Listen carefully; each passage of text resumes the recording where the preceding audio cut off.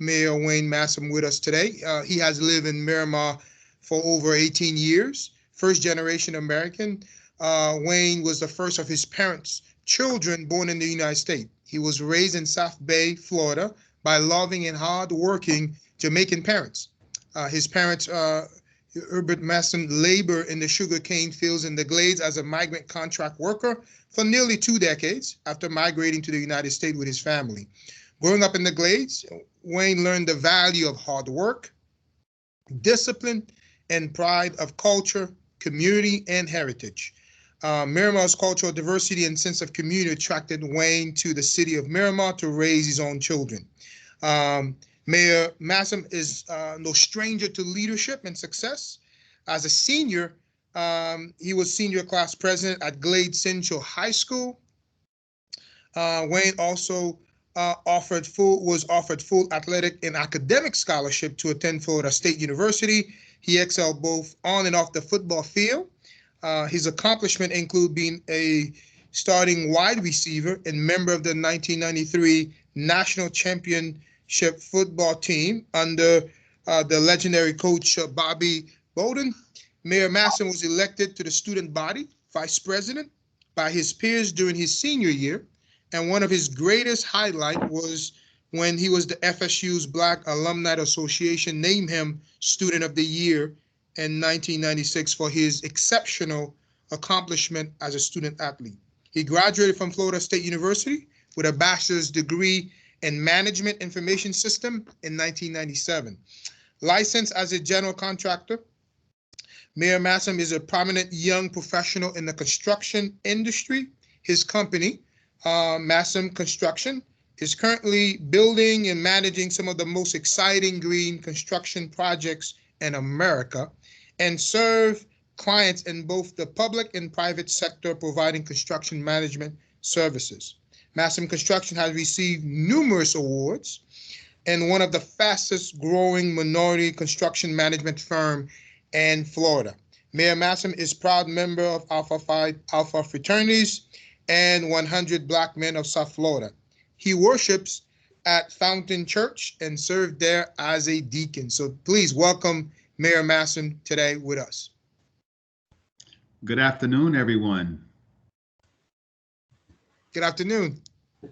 Great. So I'm not sure how we want to start this. I guess I can share a little bit about myself and then we can go into the topic of discussion.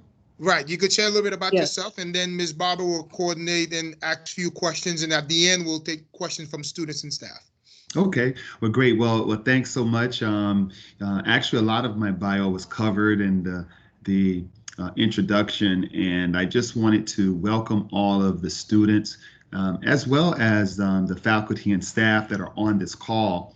And I want to, hopefully, whatever I say can help inspire, motivate our future leaders who have logged in on this call.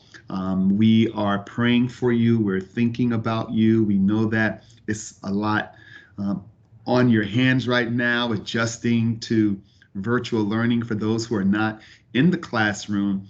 And we just have all the faith and confidence in each and every one of you that you can succeed. You can be your best person as long as you apply yourself. You listen to your parents, listen to your teachers, listen to your principals and administrators, and they will help guide you through this. And we will soon be back to some form of normalcy. One thing I would like to share with the students is I just always reflect back to when I was in your shoes, and I would listen to individuals that would come back to my school back in the Glades, which is not that far from here, just western Palm Beach County, about an hour north on US 27. And just being the son of immigrants, I've always just wanted to make my parents proud, and I always wanted to just do well in anything that I set forth to do, to make my parents proud and to take advantage of this opportunity here in the United States. And education is the key. You know, I grew up an athlete. I did very well on the football field and on the track field and was a really good student. And I just used those opportunities to take me as far as I could go. And I encourage you to use your talents, whatever they are. If you're in the arts, if you're in sports, if whatever your desires are and your likes are, gravitate to it and use it to the best of your ability. A little bit about myself and things I like to share because, sometimes when you hear people talk to you, well, he's the mayor of Miramar. He ran for president of the United States, the first black mayor of Miramar, played at Florida State University on a national championship team.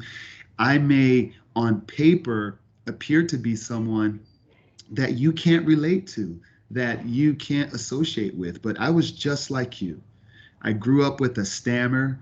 My peers used to pick at me. I was very tall, lanky, big ears, and clumsy. And I just grew into this very tall, 6'5" wide receiver that could run, jump, catch, but I was an introvert. If I could choose to, I would rather be by myself. But if you see me now, you would think I'm an extrovert, the socialite, but I just learned how to adapt and how to associate with people. And you may be thinking of the same things. You may be shy. You may be concerned about what's all going on in this pandemic.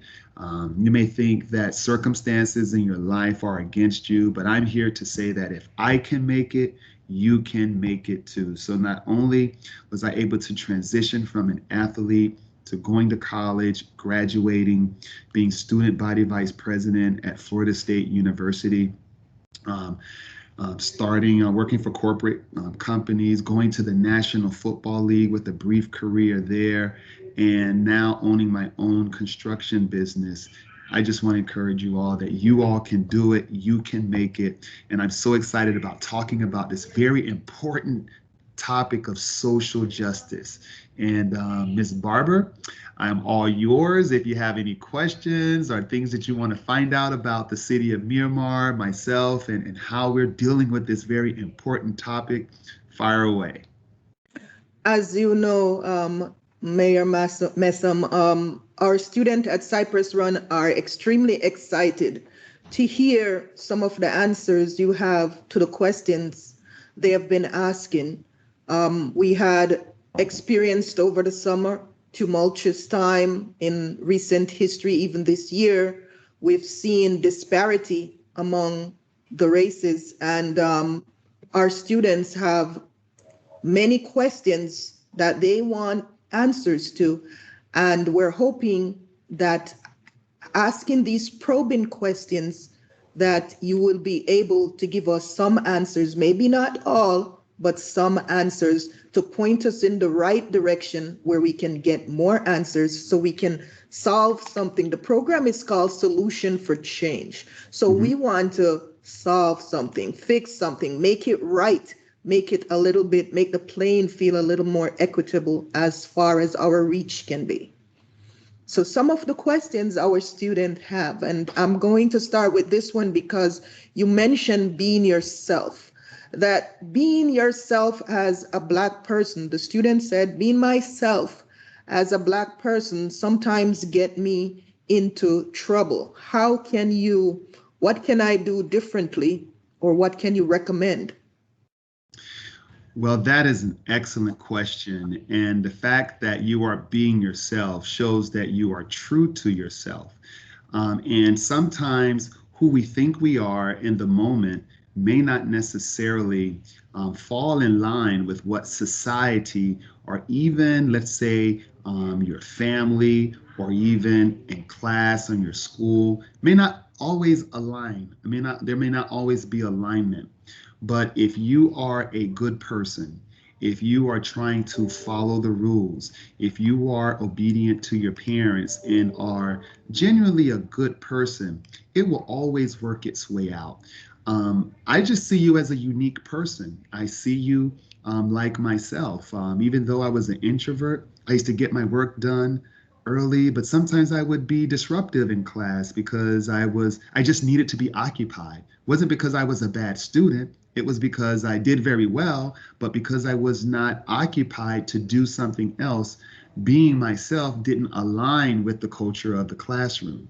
But as it relates to think about anything that has ever been accomplished, that is great, meaning the first time it's happened. You may be considered a troublemaker. You know, we just lost one of our great civil rights leaders, and that's the Honorable, the late John Lewis, who was a congressman who was beaten, he was kicked, he walked side by side with Martin Luther King Jr., and we recently lost him. But you know what he said? He will always be remembered about encouraging others who are fighting for justice to get into good trouble. As long as you are getting into good trouble, you are on the right path. And the second thing I will add is that nothing great has ever been accomplished by being a follower. Nothing great has ever been done by just being the status quo. So if you have a burning desire to achieve something that is great, you are going to have to make tough decisions. You may have people who may discourage you, maybe people from your own families who may not understand the greatness that is roaring inside of you. And you have to make sure that you harness that greatness and you stay focused with that greatness. And eventually, everyone will come around to your greatness. Thank you, Mayor Messam, for that awesome response. I have from the audience, Darius wants to know, how did you go from a football player to a mayor? Great question. Well, you know, after my football days were over, I left prematurely from the NFL. When I left Florida State University, I was selected by the Cincinnati Bengals to play on their team. I was an undrafted college free agent. And I did very well in training camp, but not being a very high draft choice, I was very low on the priority list. They didn't really have to invest a lot of money in me. In other words, I didn't get the major multi-million dollar contracts that that you always hear about. Like many of you may have watched the Super Bowl on Sunday. So when I was cut by the Cincinnati Bengals, other teams wanted me to try out for their team.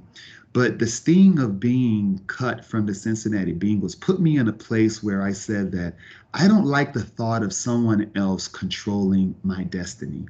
So I decided to, even though I was gifted, even though I had the talent to be able to play in the NFL, I decided to go off on my own and enter and put my education to work.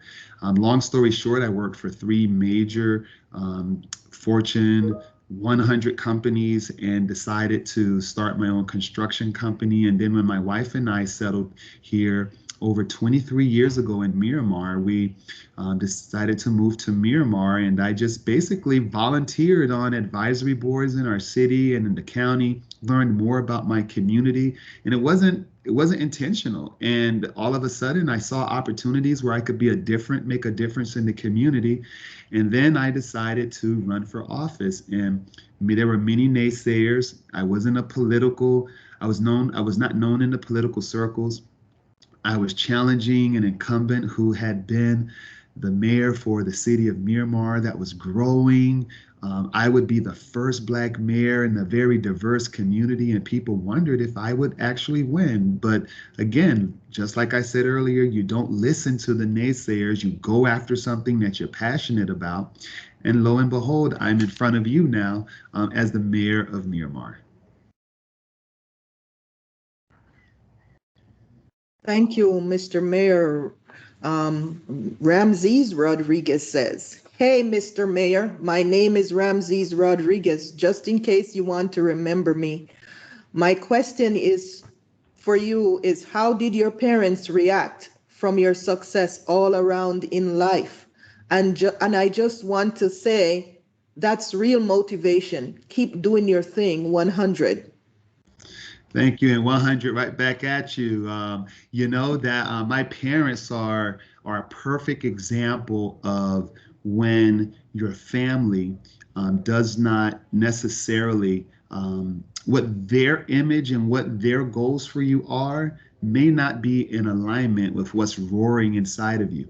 You know, my parents, coming from rural Jamaica in Manchester, Jamaica, for those of you who are familiar with Jamaica, football to my parents was soccer. So when I said I wanted to play football, and my mother, she just saw that as such a violent sport. She said they're big, they have these helmets, and people get hurt. And I used to have to beg, I used to sneak to play football. And then all of a sudden, I started doing very well. I started getting all of these letters from colleges for scholarship offers. And so then they became fans of the game. In fact, the same parents that feared me playing football, by the time I graduated from high school, played at Florida State, and they used to travel across the country to watch me play against some of the best teams in the country. They were the smartest and the most astute strategists in football. So I'm a living testimony that your family will support you, and at some point in due time, they will just be so proud of you, because all your parents want for you, and what my parents wanted for me, is that they wanted all of their children to take advantage of the opportunities that are offered here. Sometimes you may not want to get up and log in to the virtual school. You may not want to do that assignment, but do it. Because trust me, you're investing in your future, you're investing in your life, and your parents will be so proud. And you have to think about, what will be your legacy when you become an adult? What the things you're doing right now is going to prepare you to be that next lawyer, to be that next teacher, to be that next principal, to be that next producer, that business owner, that inventor. Some of you are sitting there with some amazing ideas, and all you need is just the resources and the opportunity to bring it to market. And we believe in you, and we know that you can do the same. And at the end of the day, it's your families that support you, your teachers that support you, and all of your loved ones that want to see the best for you. Thank you, Mayor Messam. I have a few comments and questions from the audience. Darius Davis says, I hope it be more Black mayors. And Kevin McCall says, my name is Kevin McCall. Are you the only Black mayor in Miramar? Well, Miramar only has one mayor, but I do have colleagues that serve on the city commission. They are all of African ancestry. In fact, all are from the Caribbean and also are fellow Jamaicans. The city of Miramar, we elected our first Haitian American commissioner back in 2015. So the city of Miramar has always been a leader, even though the city of Miramar, is very diverse. I mean, we have over 40%. When you think about the demographics of the city of Miramar, we're about 46% Black, meaning Black African American, Caribbean American, about 36% Hispanic, about 20% Caucasian. So we're a very diverse community. So, but the fact of the matter is that I know we're in Black history right now, and there are still a lot of firsts that Black people and African Americans are achieving. But at the end of the day, what it really boils down to is, what is your character? What is your purpose? How do you treat people? Do you do everything in excellence? Do you strive to be the best? Because it's no secret, there is a world out there that will look at you and see you for your race, for the color of your skin. But that's okay. I see that as an advantage. Let them underestimate you. Let them have doubts in you. That is the best time for you to win. That is the best time for you to have an advantage, because while they're underestimating you and not taking you seriously, but you've been training, you've been studying, you've been preparing, and guess what? By the time they realize who you are and what you are in terms of your purpose, it will be too late. Thank you, Mayor Messam. Raul wants to know what inspired you to start your presidential campaign. Well, I started my presidential campaign because where we were and currently still are, it seems to be even a tougher situation, is that the America that attracted my parents to this country, meaning that their pursuit of the promise of America to achieve the American dream, it just seems to be slipping away from the average American. You know, it's very hard for the average American to find housing. In fact, even in the city of Miramar, we're one of the most expensive cities to live in terms of housing. When you think about getting a job, when you look at the minimum wage, no one can survive off the minimum wage. When you think about access to health care, when you think about great jobs, when you think about our infrastructure, when you think about our environment, it's just so many issues in our country. And then I said, well, who's out here speaking about these issues? Another big issue I went after as a candidate, and it was the first presidential candidate to even take on this issue, was this big issue of student loan debt. And many of your teachers can give you personal testimonies on how they've gone to college, and depending on the university that they went to, they're leaving college sacked with the burden of student loan debt. And because of this debt, they can't buy a home. Some people put off starting families because of this debt. And I pushed to forgive that debt. So in short, I wanted to run for president to restore the promise of America. I felt we needed change. I felt that change could not wait. And I brought many issues to the campaign. I'm very supportive of our new president, Joe Biden, and our vice president, Kamala Harris. And I try to work as much as I can to help support their agenda. And I just encourage each of you to know that if a mayor from Miramar, Florida, who's on this WebEx call with you, can have the audacity to be a presidential candidate, to be one of the recognized candidates, to bring a message out, that hopefully that inspires you to say that I too can do that. I too can be a mayor. I too can be a business owner. I too want to go to college. I too will graduate. I too will start a family. I will be a leader. And if I don't do anything else, I hope I inspire you to dream beyond your wildest dreams.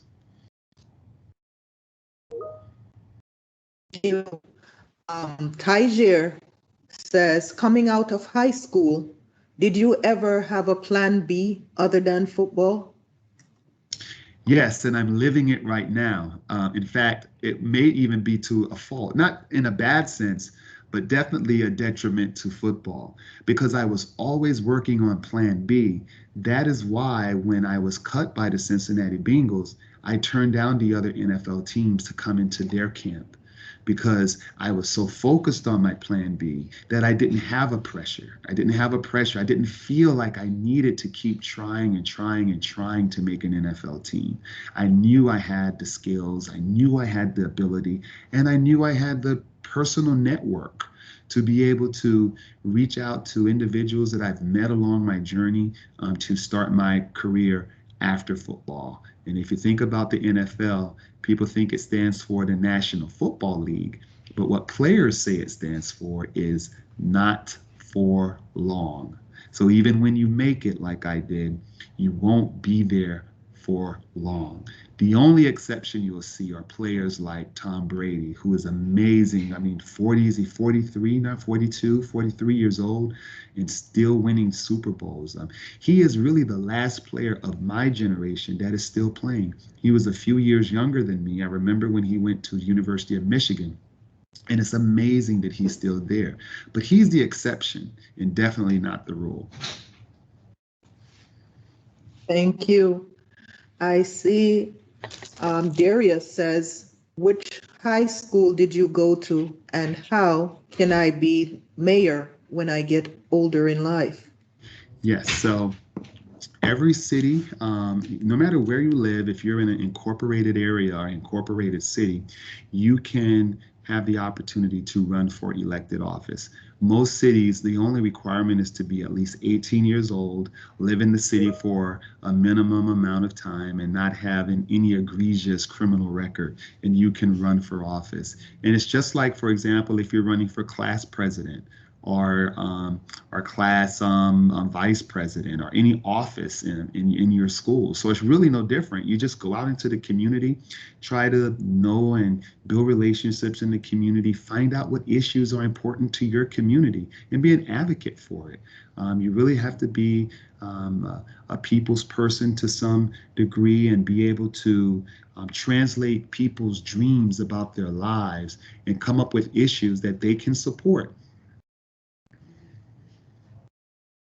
Thank you. Kevin McCall says, where do you see yourself in 5 years? Wow, great question. Well, without letting too many secrets out of the bag, how I view my life, I have several categories. I have categories as it relates to my family life. You know, I'm the father and husband. Believe it or not, I have 3 children. I have a son and twin daughters, and it's kind of hard to call them children at this point because my son, a couple of weeks ago, turned 23. And I have 21-year-old daughters. So, and he graduated from Florida Atlantic University, and my twin daughters are at Florida International University. So, I have 5 years. You know, I plan to be a supportive father, hopefully supporting them in their careers as they matriculate as adults. And in terms of my professional life, as a business owner, we're growing, and we've been very blessed and successful as a company. In fact, Broward County Schools is one of our clients. We build schools. We're at airports. We work for Palm Beach School District, Miami-Dade County as well, and we want to continue to grow. Now, one thing about our company is that as a construction manager, there aren't that many Black-owned construction management companies. And it's pretty much a majority field where a lot of white men tend to dominate that industry. And we make it a point to hire female engineers, project managers, people of color. We really take a given opportunity for those capable professionals and give them an opportunity to have a fulfilling career. And in 5 years, we want to be one of the largest Black-owned construction management firms in the Southeast United States. And that's what we're working towards. On my political side, you're just going to have to wait.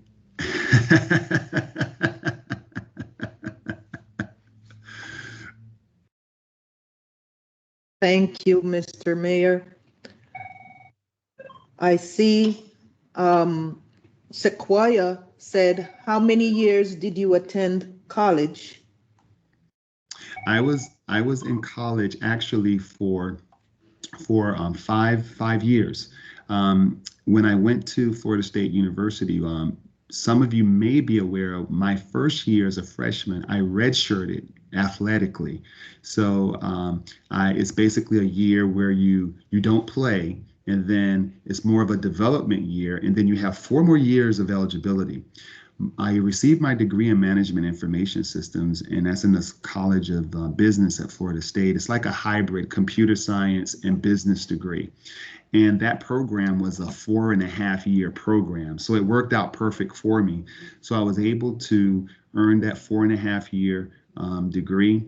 And then actually my last semester, I may have had like 1 or 2 courses while I was training and preparing for the NFL draft. So, but while I was even though I was a starting wide receiver at Florida State University, I was very active on campus. I pledged Alpha Phi Alpha Fraternity Incorporated. I was very active in the Black Student Union and the Caribbean Students Association. And I created history when myself and Lisa Park, who was Korean American, we were the first minority ticket to win student body, student government president and vice president my senior year when I was at Florida State. I was a senior on the football team. She was a freshman. Well, she was a first-year law student at FSU Law School. She did her undergraduate at FSU as well. So I was very active as a student. So when the earlier question came up about what was my plan B, all of those things you heard me say that I did while I was in college, that was my plan B. I was building my interpersonal skills. I was learning how to plan events. I was learning how to speak in public. Remember, I was an introvert. It wasn't until my college experience that I learned how to come out of my shell. I had to adjust to a region in North Florida, which basically is like the South. I had to get used to the Southern drawl, and it was a big culture change for me. So the college experience was where I grew. It was where I was able to develop into the person where I am today. Thank you. Darius wants to know why didn't the Bengals want you? Well, you know, when you get to the NFL, it's not a question if they didn't want you. The economics and the structure of the NFL, it really forces NFL teams to make really tough business decisions. Each NFL team does not have the luxury to have as many players on its roster as it can, because if that was the choice, they would keep 100 players on their team. But going through preseason, the NFL requires NFL teams that they can only start with 80 players. When I was playing, only 80 players. And by the end of all of the preseason games, they had to reduce their roster size to 45 active players. I made the first cut, second cut, I was gone. They had enough wide receivers, and they had injuries in other positions, and they had to use those spots where they could have kept me on the team to go and get acquire a linebacker from another team to make up, because there were two major injuries to the linebacker position. So it was more so in their case, a business decision. It was a very tough decision for them, obviously disappointing for me, but those are just those life learning experiences. And you too may be in a situation where you think what you've been working for all your youth, and think about it. I was playing football since I was 11 years old. To go on and play for one of the best college football programs, for a legendary coach, win a national championship, have an opportunity to play in an NFL uniform. That was my dream. And I made it. But guess what? God had another purpose for me. God had another calling for me. So trust me, when one door closes, you can best believe that He will open an even bigger door for you. Miss Ambrose wants to know, as an introvert, what are you struggling with right now? So as an introvert, because your disposition is what it is, right? I just find the opportunities to satisfy that natural disposition. So for me, the question is, when can I be alone? When can I have that me time? When I feel the most comfortable. And for me, that thing for me is I've, over the last 5 years, have developed this hobby of running. I wake up very early in the morning, before the sun is up, before many of you are up, and I go for long runs. I'll run anywhere from, during the week, from 5 to 8 miles. This past Saturday, I did a 16-mile run. So when I'm running, and even though I may be running with a group or even by myself, it gives me the opportunity to stress relieve, to relieve stress, to come up with ideas, to meditate, to pray, to sing, to do whatever I choose to do. And that's how I'm able to deal with the desire to have some me time. Thank you very much.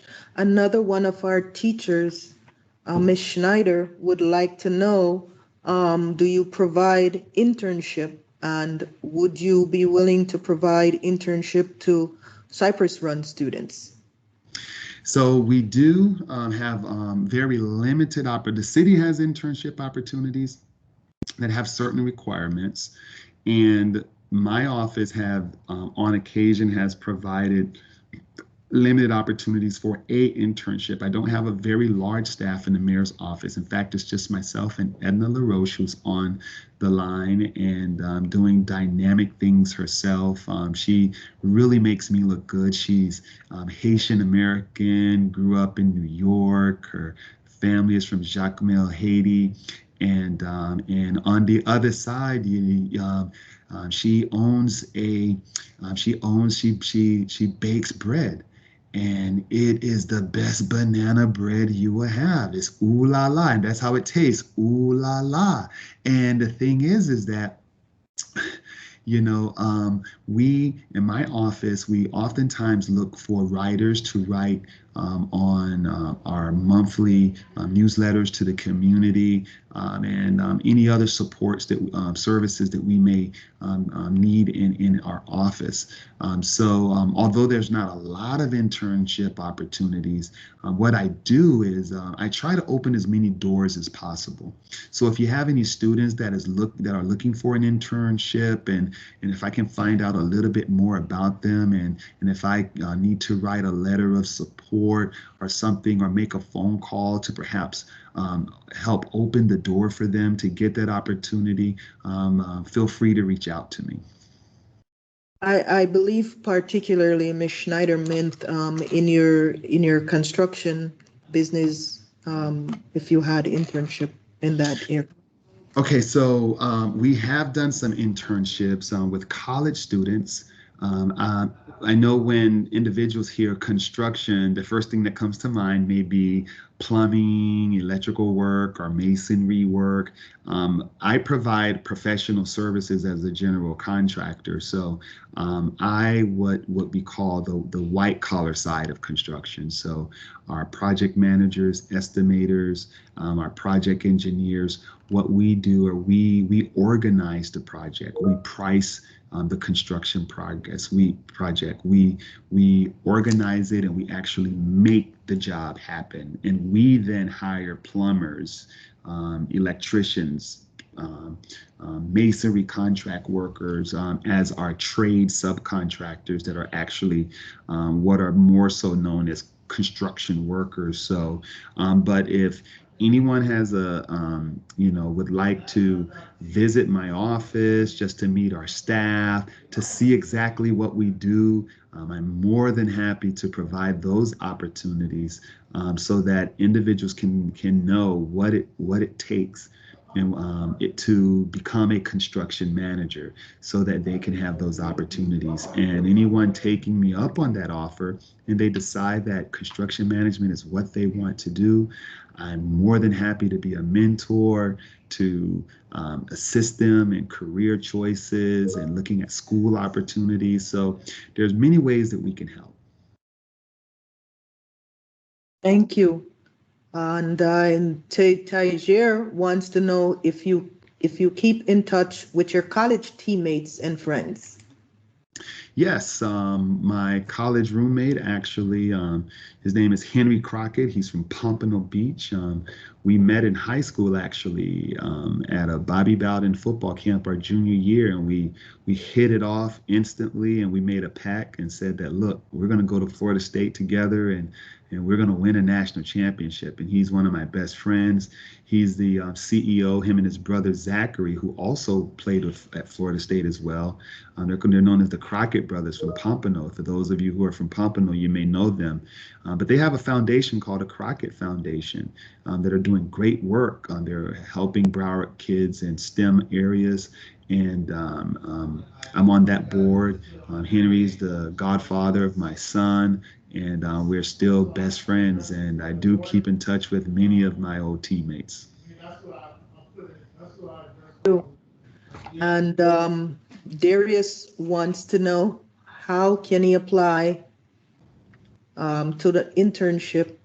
And he wants to know also if someone with a record can apply. And he's saying, for the record, he does not have one, but he's just posing that question.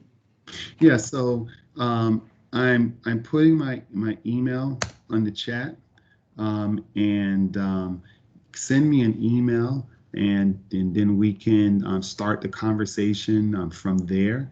And again, we'll provide any information that we can to help you decide. And as it relates to your question regarding criminal record, the construction field is perhaps one of the most forgiving fields in terms of opportunities, especially on the trade side. And the thing is that regardless if you have a record or if you've had some hiccups in your life, the past is the past.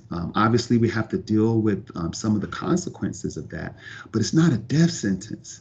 The fact that you're in school right now to get your to graduate with a high school diploma, your future is ahead of you. And that's why I always preach entrepreneurship.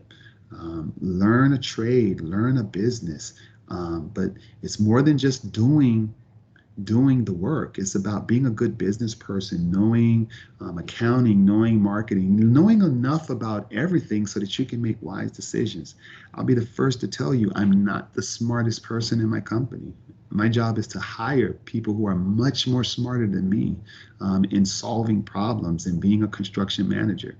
So those are the life lessons that, regardless, if you can create your own, then you don't have to worry about any hiccups in your past because you'll be so focused in being successful. You'll be so focused in achieving goals, and you'll be so focused in growing your business and growing your craft that none of that will matter. In fact, your life will be a testimony because then you will be able to stand before others who may have had a similar walk and experience as you, and you can show them how you were able to overcome and how they can do the same as you did.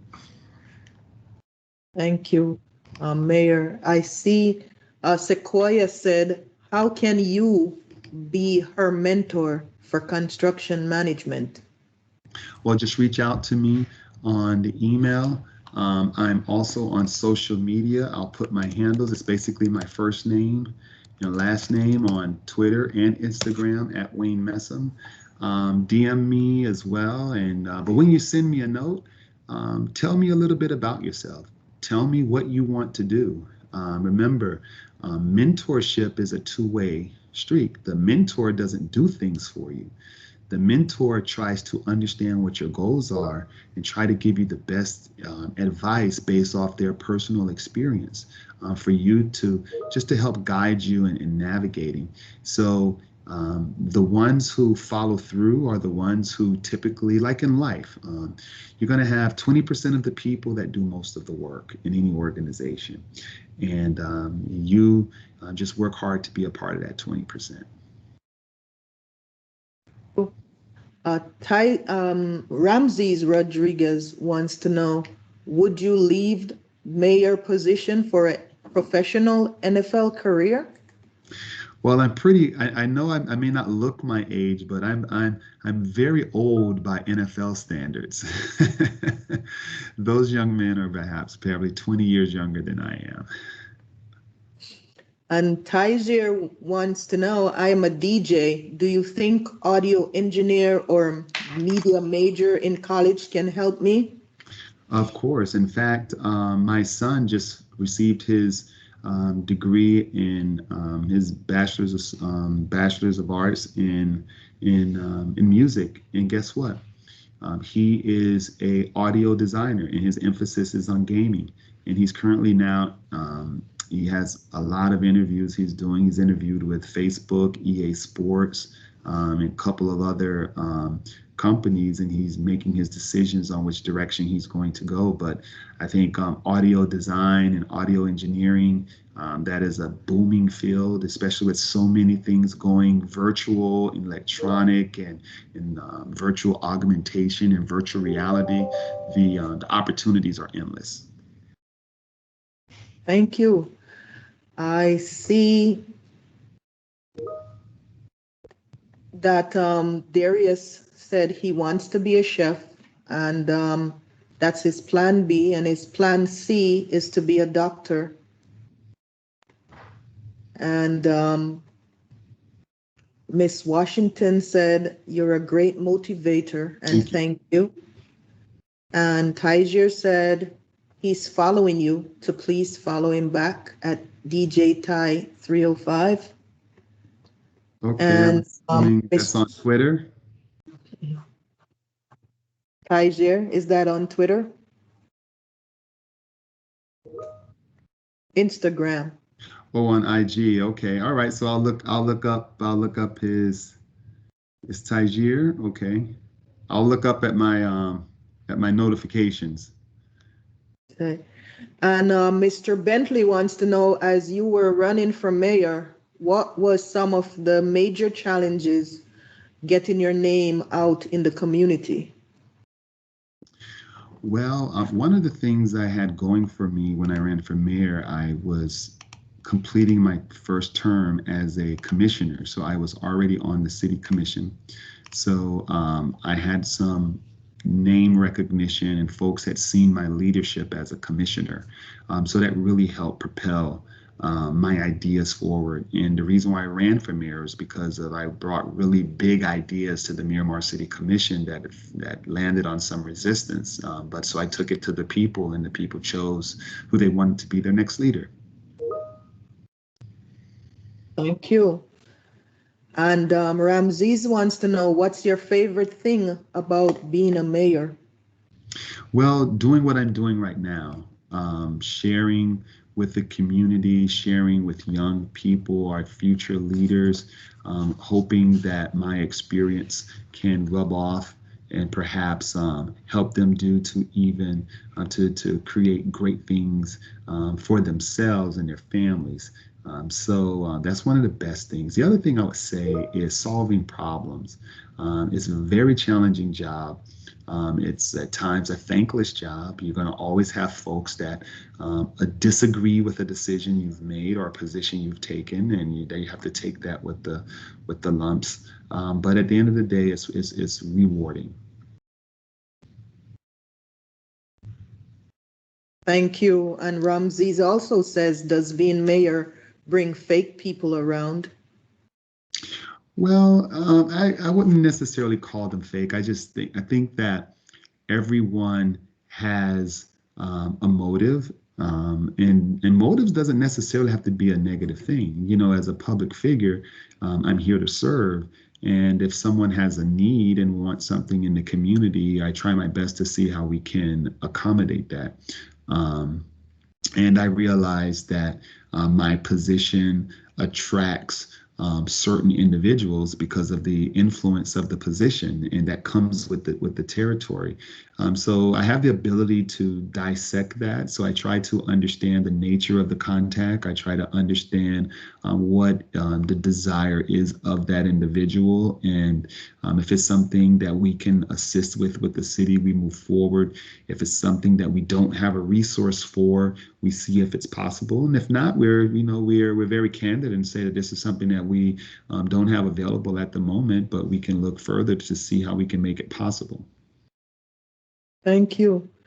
And Aziz said he's following you on your IG, and we got carried away with everyone curious and wanted to know you some more, so we did not get into our spicy questions, the ones that challenge you, that bring you to the mat, that bring you to the coming up with the solutions. So I'm going to ask one of the questions before the time is completely up, and it comes from the middle school from Miss McLeod. Do you think we will ever overcome prejudice and racism? If so, what steps can we take to get there? Well, I think we have come a very long way as a country. We've gone from the period of slavery to Jim Crow to the whole civil rights issue to where we are right now with social justice. And at every step of the way, there has been a resistance to prejudice. And guess what? Guess who led every effort?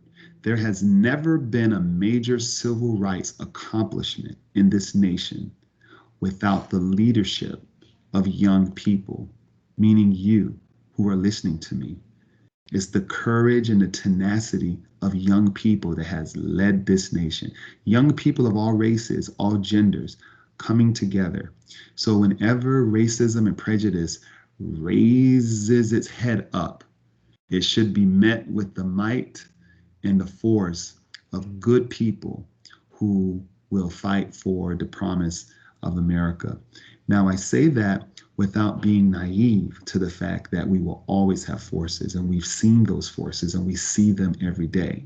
But we have to make sure that we continue to, when we are in position of influence and of power, we have to make sure that we don't have any institutional racism in place, any institutional prejudice in place. So what do I mean by institutional? Meaning the structure of organizations, the structure of our schools, the structure of our governments, the structure of our organizations that provide public access, the structure of the corporations. So when we are in position to ensure that we have laws and policies that will remove those barriers, that's where it starts. Unfortunately, you can't police the heart and minds of individuals.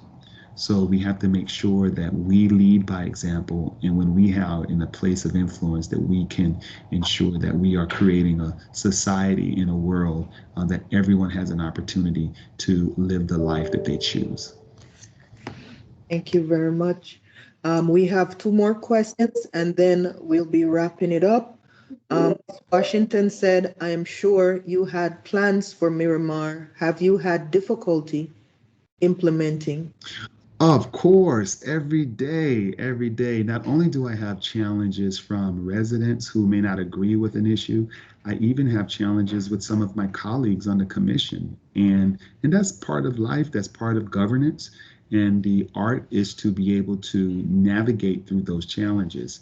You know, when you work in a democracy, it's a battle of ideas and and influence. So we have to make sure that we are in the game. And that's why I would like to encourage each of you, make sure that you do not go through this life without being civically engaged, politically engaged, whatever your political interests may be, but be engaged, be a registered voter. Whenever there's an election, take your butt to the polls, because too many people fought, died, cried, were beaten so that you could have that right to have a voice. As you have seen in so many instances, how are you looking at a lot of statewide elections and national elections that are determined by just a few voters? A few voters. So for anyone who says that their vote doesn't matter, obviously they're not watching these last few elections where the whole world was looking at Georgia for 2 seats and we didn't know who would win until a day later. So it's just that important. So make sure that it's your civic duty that you pre-register to vote, and then once you become 18, vote. And you vote every election. Don't let one election go by. See it that if you don't vote, it's like you're committing a crime. It's like you're spitting in the face of your ancestors. You're spitting in the face of all the people who couldn't vote and who were lynched, who couldn't vote and they were bitten by dogs, who couldn't lynch and they were chased by individuals who couldn't vote and they had to do answer these crazy questions at the polls, who couldn't vote and were terrorized in their homes by white supremacists who did not want them to vote. So you have to keep that in mind and make sure that you are an engaged and active citizen. Thank you very much. Now I'll turn it over to our principal, Dr. Harrigan. Mayor Messam, that was awesome. And it is critical that our students go out and vote because, as you just indicated, only a handful of vote in these past elections determine the winners. But at the end of the day, it's really about exercising their civic duty to really, go out and vote. But again, we want to truly thank you for taking time to speak to our staff, to our student. We are grateful. We are honored, truly honored to have you speak to our students. Next time I'm in Miramar, I'm going to try some of that Haitian bread. Oh, yes. Of my Haitian bread. But on a serious note, thank you You so heard much. that? Me too. We have to get them a loaf. So thank you so much. We appreciate it. Thank you. We again, thank you so much for coming out. And we will definitely take your offer to visit once the pandemic is over, and to see, even though we are all the way north in Pompano, but to see how we can expose, because one of our initiative is that COVID is impacting it, but our students do internship at the city of Pompano. But definitely we could, I'm looking to take a look at the city, visit, do a field trip. So we'll reach out to you, hopefully after we get this pandemic under control. But I truly want to say thank you. And on the construction side, my company will be renovating Lions Creek Middle School in Coconut Creek, which isn't that far from Pompano. And when it is safe to do so, maybe that can be a project that you all can visit as well. Absolutely. You are correct. It's not too far from us. Lions Creek Middle is right there on, what is it, 441? Lions. So again, thank you so much. We appreciate it. Stay safe. And God bless. Yes, and we'll definitely arrange that field trip, and hopefully we can inspire some of your students to be construction managers, because we definitely need more professionals of color in our field, our great field, and anything that we can do to support the effort, let us know. Absolutely. Also, thank you, John Cosbarrow, for making this possible. Thank you, Ms. Barber, and thank you to all of our staff. Thank you, and have a great day, sir. Thank you, Mayor. Take care, everyone. God bless.